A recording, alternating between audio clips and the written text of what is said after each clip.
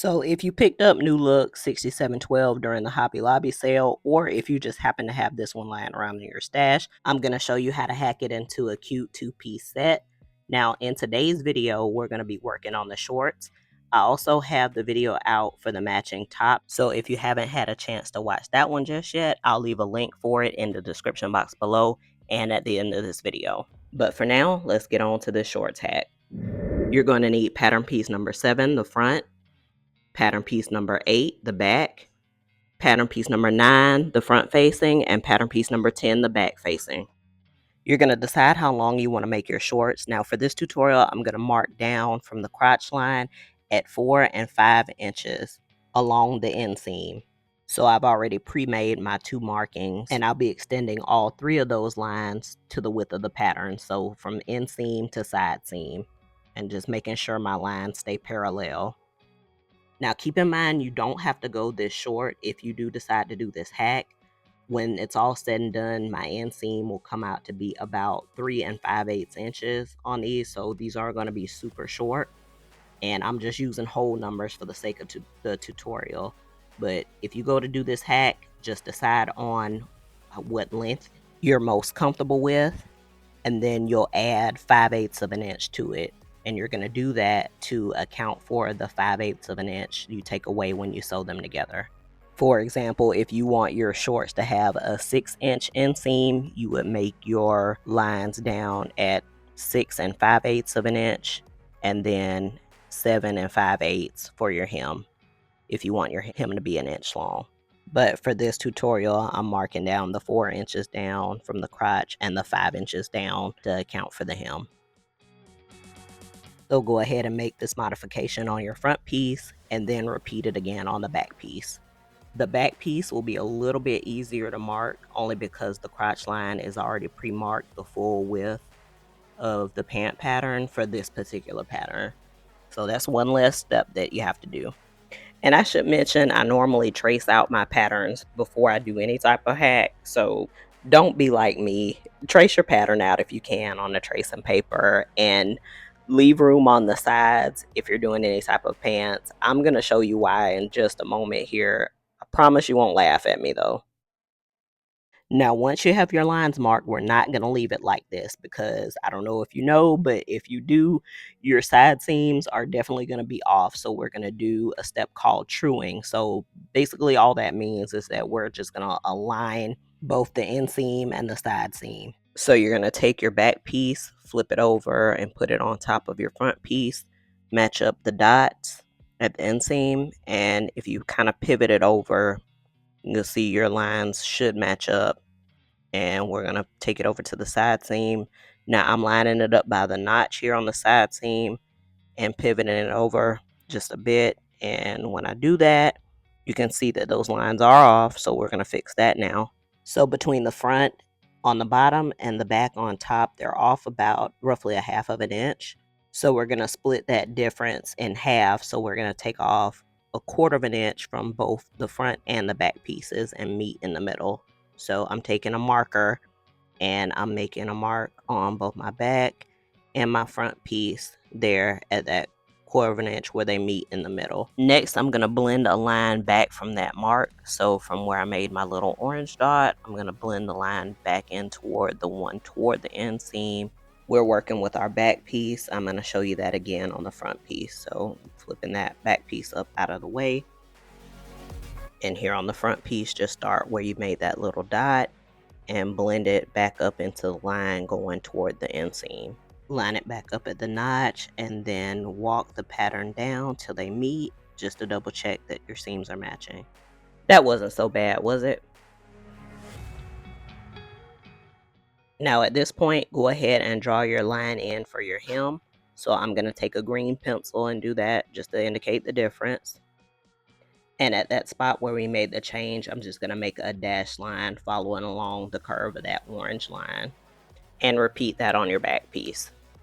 And at this point, you're going to see why I said use tracing paper, or at least leave some space on the sides as you're cutting your pieces out. So I'm going to tape some extra paper on the sides here because we are going to need to reshape that hem. So don't be goofy like me, y'all. Use tracing paper or leave some extra space on the sides as you're cutting out your pattern. So you're going to do me a favor and pretend you didn't see me taping this extra on the sides. You're going to pinch to the line where you marked that hem allowance, fold your piece in half, place a weight down, and you're going to take a tracing wheel and trace along those side seams.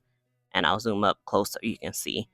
Once you've got it traced, then you're going to take your pencil and then you're going to trace over those little dots there.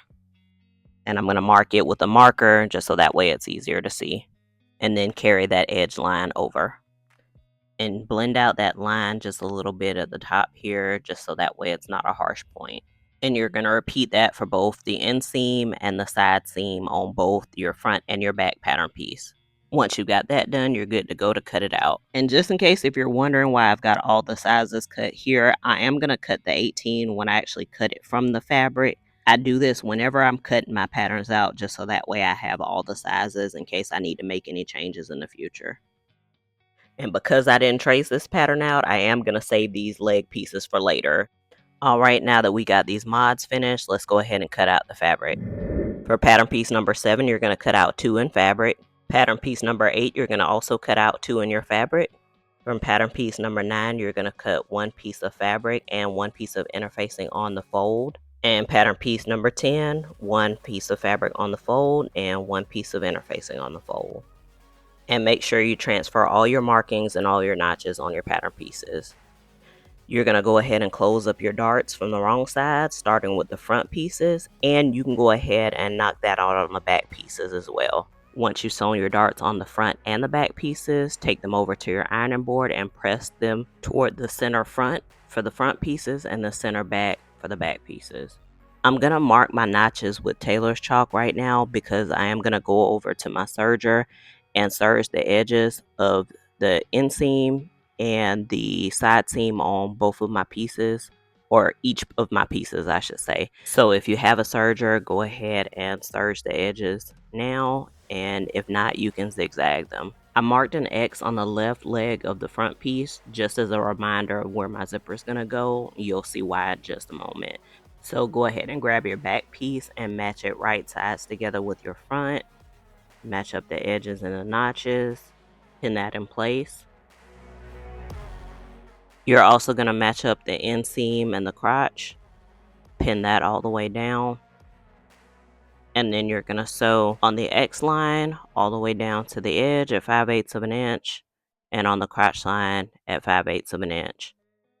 Now you're going to repeat that on the other leg. The only difference is on the side seam, instead of going from the X down, you're going to sew from the top of the pant on the side seam all the way down at 5/8 of an inch.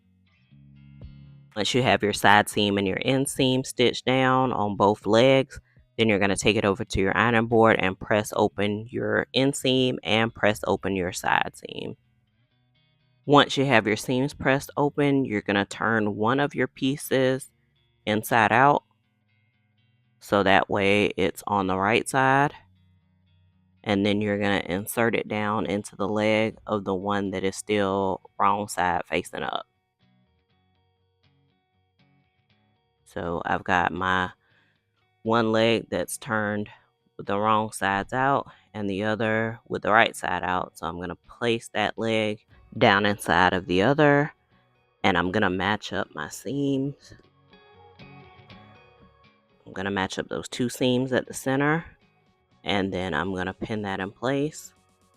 I'm going to pin at my notches and all the way down the center front and the center back, matching them up. Once you have it pinned in place, then take it over to your machine and sew it at 5/8 of an inch. Once you have your seam stitched together, you're going to open out one of the legs to the wrong side, and then you're going to take it over to your ironing board and press open that seam. Let's work on our facing pieces. Now, before we get started, or before you stitch it together, you can serge the edges and the bottom of your facing if you want. I'm going to do that later, but once you have them serged or zigzagged, you're going to stitch your facing together on one side at 5/8 of an inch. Press the seam open once you finish stitching it together. Then you can set your facing off to the side and we'll work on the zipper. So this pattern calls for an invisible zipper. So I've got mine right here. To make sure you align your invisible zipper properly, go ahead and mark down 5/8 of an inch on your shorts, on that side seam that we have open, and on your zipper. You'll also want to mark where the seam stops and actually opens up on your zipper and about an inch down from that. Just so that way you have a guide of where to stop when you're sewing it to the seam allowance.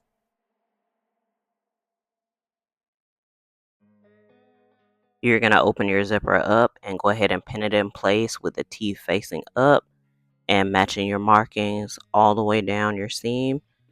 And I like to use the serger stitches as sort of a guide to help me line up the zipper. So that's my little cheat method. To sew down a zipper, you'll need to switch out your foot for an invisible zipper foot if you have it.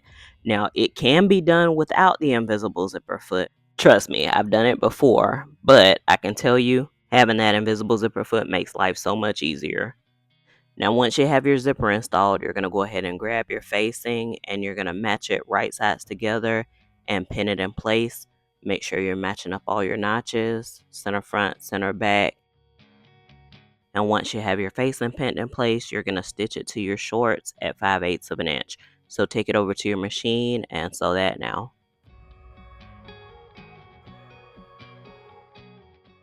Once you have that stitched, you're going to take it over to your ironing board and press the seam toward the facing. Then you're going to take it back over to your machine and understitch the seam to the facing.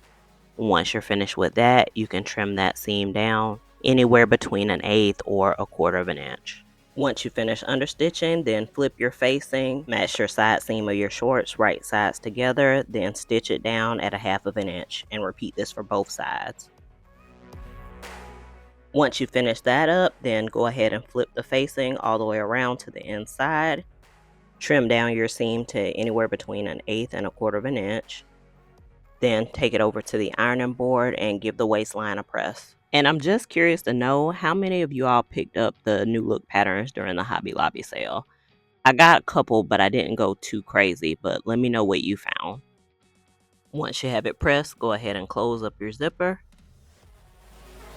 I've gone ahead and marked my hemline along both pant legs, so you can do that now. And then once you have it marked, you're going to flip the hem toward the right side, so flip it up, and then you're going to press the hem allowance. Go ahead and do that. Once you've pressed up the hem, you can either serge or zigzag along the edge.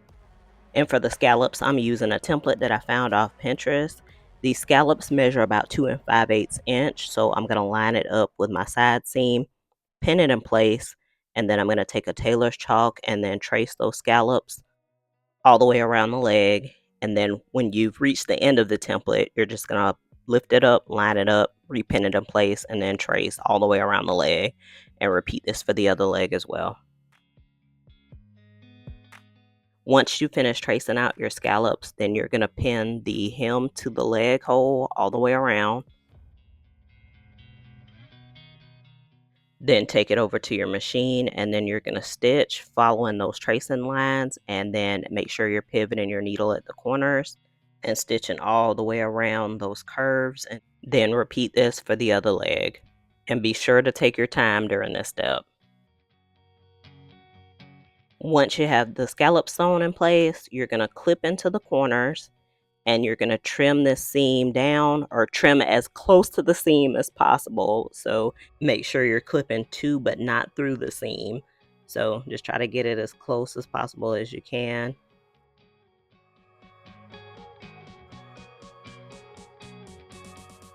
And once you've clipped your corners and trimmed some of the excess off of the scallops, then you're going to make tiny little clips, and again, to but not through the seam.